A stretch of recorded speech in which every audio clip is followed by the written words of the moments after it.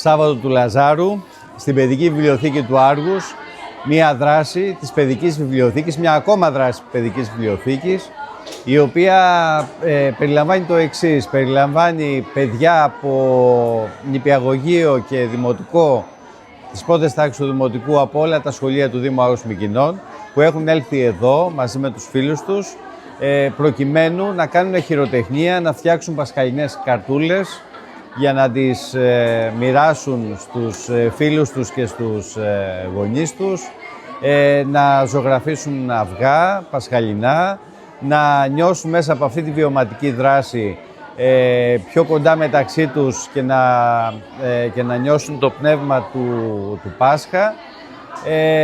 Πιστεύω ότι είναι πολύ μεγάλος ο ρόλος και η συμβολή της Παιδικής Βιβλιοθήκης τα τελευταία χρόνια. Χαίρομαι πάρα πολύ γι' αυτό και χαίρομαι πολύ για τη συμμετοχή η οποία υπάρχει.